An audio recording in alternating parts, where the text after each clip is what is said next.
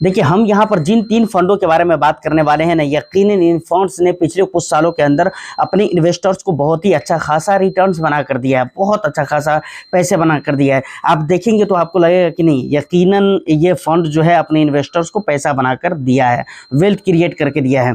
देखिए, हम आज की डेट में बहुत सारी बातें सोचते हैं, बहुत सारी चीज़ों को देखना चाहते हैं, और जितने भी खास तौर से म्यूचुअल फंड के जो निवेशक हैं या फिर स्टॉक के जो निवेशक हैं, वो नए-नए आईपीओ के अंदर निवेश करना चाहते हैं, या फिर म्यूचुअल फंड इन्वेस्टर्स की अगर बात करें तो नए-नए स्कीम के अंदर जो एनएफओ के रूप में आते हैं, वहाँ पर निवेश करना चाहते हैं।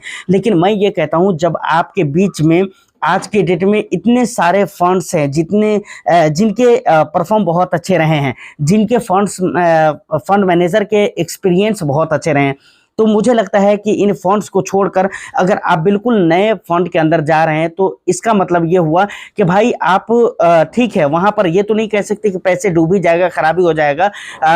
हो सकता है कि वो पुराने फंड से अच्छा भी परफॉर्म करे, लेकिन ज़्यादातर चांसेस तो ये रहते कि भाई पुराने फंड से ज़्यादा अच्छे परफॉर्म नहीं करेंगे, क्योंकि उसके कई सारे रीज़न रहते हैं। भाई, नए जो आजकल एनएफओ निकल रहे हैं ना, वो नए-नए फंड मैनेजर आ रहे हैं जिनको कुछ भी एक्सपीरियंस नहीं होता है, आजकल पढ़कर लिख कर आया है और उनको फंड मैनेजर बना दिया जाता है। उनकी जो टीम होती है वो नए होते हैं। ये सारे रिस्क आपके सर पे होते हैं, इन्वेस्टर्स के सर पे होते हैं, लेकिन फिर भी इन्वेस्टर्स क्या करते हैं कि नए एनएफओ के चक्कर में बर्बाद रहते हैं। नए एनएफओ के चक्कर में वो निवेश करने के बारे में सोचते हैं, जबकि मुझे तो कुछ भी ऐसा एडवांटेज समझ में नहीं आ रहा है, समझ रहे हैं ना। और आप पुराने फंड है जो भी आप देखें, उनके परफॉर्म कैसे रहे हैं। हम यहाँ पर 3 फंड के बारे में बात करने वाले हैं। सबसे पहले नंबर पे आ जाता है Nippon India small cap fund. आज स्मॉल कैप होने के नाते अगर इसके एयूएम को देखेंगे तो बहुत बड़ा 66,000 करोड़ का एयूएम हो चुका है, समझ रहे हैं ना, इससे ज़्यादा का हो चुका है। उसके बाद दूसरे नंबर पे टाटा स्मॉल कैप है, और तीसरे नंबर पे पराग पारिक फ्लेक्सी कैप फंड है। और पराग पारिक फ्लेक्सी कैप फंड को लेकर 2 बातें मैं यहाँ पर स्पेशली करूंगा, जो कि सबसे पहले बात, मैं इन तीनों का लाइव आपको दिखलाता हूँ कि क्या चल रहा है, किस तरह के परफॉर्म रहे हैं पिछले कुछ सालों के अंदर। उसके बाद हम पराग पारिक फ्लेक्सी कैप फंड को लेकर हम डिटेल्स में बात करेंगे, और 2 बातें जो कि खास है उसके ऊपर भी हम बात करेंगे, जो कि आज के निवेशक को समझना चाहिए। क्योंकि भाई, पैसे आपके, खैर मर्जी भी आपकी ही होगी, लेकिन हमारा काम कहना है, तो हम तो यही चाहते हैं और हमारी कोशिश तो यही रहती कि भाई हम जितना अच्छा से अच्छा हो सके और सही से सही बात हो सके वो हम आप तक पहुंचा सके। बाकी आगे तो मर्जी आपकी ही है। तो चलिए, सबसे पहले हम लाइव देखते हैं शॉर्ट में, उसके बाद फिर हम आगे की बात करते हैं। ठीक है, सबसे पहले नंबर पे जो आता है वो है Nippon India small cap fund. उसके बाद दूसरे नंबर पे आता है टाटा स्मॉल कैप फंड, और तीसरे नंबर पे आ जाता है पराग पारिक फ्लेक्सी कैप फंड, जो कि फ्लेक्सी कैप कैटेगरी का है। बाकी टाटा और निप्पॉन ये दोनों जो है सेम कैटेगरी का फंड है, समझ रहे हैं। यहाँ पर अब कुछ ज़रूरी चीज़ आप देखेंगे तो आपको पता चलेगा। देखिए, सबसे पहले अगर एज की बात करें तो निप्पॉन इंडिया के जो हो चुके हैं वो 12 साल 6 महीने हो चुके हैं, और टाटा स्मॉल कैप के 6 साल 8 महीने सिर्फ हुए हैं। और उसके बाद अगर पराग पारिक के देखें तो 12 साल 2 महीने हो चुके हैं, ठीक है ना।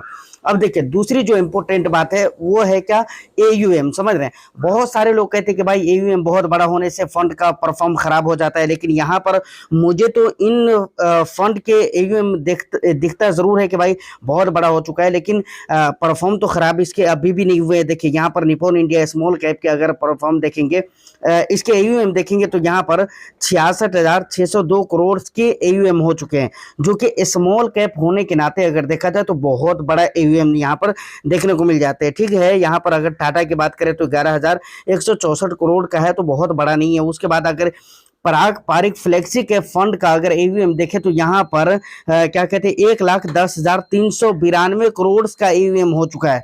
इसके ऊपर आगे चलकर हम पर्सनली बात करेंगे। 1,10,000 करोड़ का मतलब एयूएम हो चुका है, तो बहुत बड़ा एयूएम है।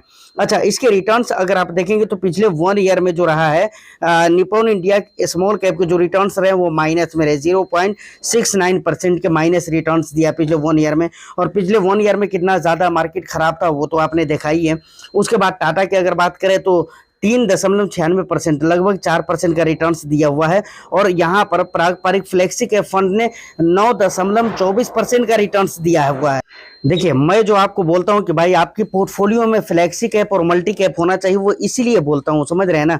देखिए यहाँ पर 1 ईयर का रिटर्न स्मॉल कैप का आप देख रहे हैं कि भाई नेगेटिव में गया हुआ है। यहाँ पर 3% का ही 4% का ही रिटर्न है, और यहाँ पर देखिए तो 9% का रिटर्न है। जबकि पिछले 8 महीने 7 महीने मार्केट के हालात क्या रहे हैं वो आप बहुत अच्छे तरीके से जानते हैं, और ये चीज़ आपको बहुत ज़्यादा बताने की ज़रूरत नहीं है। देखिए किस तरह से यहाँ पर मार्केट ने अपने आप को, मतलब इस फंड ने अपने आप को मेंटेन किया है, और इन्वेस्टर्स को रिटर्न्स भी दिया है 9% का। तो कोई बुरी बात नहीं है भाई, दूसरी जगह पे नेगेटिव जा रहा है, यहाँ पर रिटर्न्स मिल रहे हैं, लेकिन इसको लेकर हम आगे बात करेंगे। उसके बाद बात आती है कि भाई यहाँ पर 3 साल का रिटर्न्स देखेंगे तो निप्पॉन ने 30% का रिटर्न्स दिया है, टाटा ने 28% का रिटर्न्स दिया है, और पारंपरिक फ्लेक्सी कैप ने यहाँ पर 24% का रिटर्न्स दिया है, समझ रहे हैं ना। उसके बाद अगर पिछले 5 ईयर्स का रिटर्न्स देखेंगे तो 38% का रिटर्न्स दिया है। लॉन्ग ड्यूरेशन का रिटर्न्स बहुत अच्छा दिया है। स्मॉल कैप कैटेगरी के जो फंड्स हैं उनके रिटर्न्स बहुत अच्छे हैं लॉन्ग ड्यूरेशन के। 38% का रिटर्न्स दिया निप्पॉन इंडिया ने, 35% का रिटर्न्स दिया है टाटा ने, और 25% का रिटर्न्स दिया है किसने, पारंपरिक फ्लेक्सी कैप फंड ने, समझ रहे हैं ना। उसके बाद यहाँ पर अगर रिस्क रेशियोज अगर आप देखते हैं तो बहुत अच्छा यहाँ पर रिस्क रेशियोज देखने को मिल जाता है, जिसे आप एनालाइज कर सकते हैं। उसके बाद अगर टॉप 3 सेक्टर्स वगैरह है तो वो चीज़ आप यहाँ पर देख सकते हैं। कैपिटल गुड्स है, सबसे पहले निप्पॉन के देखें तो कैपिटल गुड्स है, फिनेंशियल है, सर्विसेज है। यहाँ पर देखें तो सर्विसेज है, केमिकल्स है, और मेटल्स एंड मिनिंग है, समझ रहे हैं ना। उसके बाद फिनेंशियल और सर्विसेज यहाँ पर भी है, ऑटोमोबाइल्स है यहाँ पर, समझ रहे हैं। ये टॉप 3 सेक्टर्स हो गए। उसके बाद ये कंपनीज वगैरह के नाम वगैरह आप देख सकते हैं। उसके बाद दूसरी बात जो आती है वो इंपोर्टेंट चीज वो ये आती है भाई एक्सपेंस रेशियो। तो 0.64% के एक्सपेंस आपको क्या कहते हैं कि निप्पॉन में देखने को मिल जाता है, और 0.33% के एक्सपेंस आपको टाटा में देखने को मिल जाता है। 0.63% करके 0.63% का एक्सपेंस आपको पारंपरिक फ्लेक्सी कैप में देखने को मिल जाता है। तो यहाँ पर स्मॉल कैप होने के नाते देखा जाए तो टाटा का जो एक्सपेंस है काफ़ी अट्रैक्टिव है।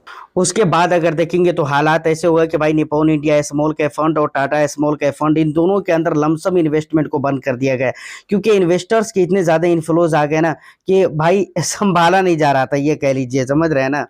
और क्या कहते हैं, मतलब मार्केट का जो सिचुएशन है वो अलाउ नहीं कर रहा था कि मार्केट के अंदर और भी पैसे ड्रॉप किए जाए, इसीलिए इसके फंड मैनेजर ने इन दोनों फंड से मतलब लमसम इन्वेस्टमेंट को बंद करवा दिए गए। फिलहाल अगर हम पारंपरिक फ्लेक्सी कैप फंड को देखें तो यहाँ पर 1000 रुपये से लमसम और एसआईपी, मतलब 1000 से एसआईपी, 1000 से लमसम आप कर सकते हैं। देखिए यहाँ पर अब सबसे पहली चीज जो है जिसके बारे में मैंने आपको बीच में भी कहा है कि भाई हम आगे चलकर बात करते हैं। सबसे पहली चीज ये है कि आपने देखा कि भाई निप्पॉन इंडिया जो स्मॉल कैप फंड है उसके रिटर्न्स नेगेटिव में जा रहे हैं पिछले 1 ईयर में। उसके बाद टाटा ने लगभग 4% का रिटर्न्स दिया है, आप ऐसा मानकर चल सकते हैं। लेकिन अगर वहीं पर पारंपरिक फ्लेक्सी कैप फंड की बात करें तो वहां पर आपने देखा है कि 9% से ज्यादा का रिटर्न्स दिया हुआ है। क्यों भाई, ऐसा क्यों?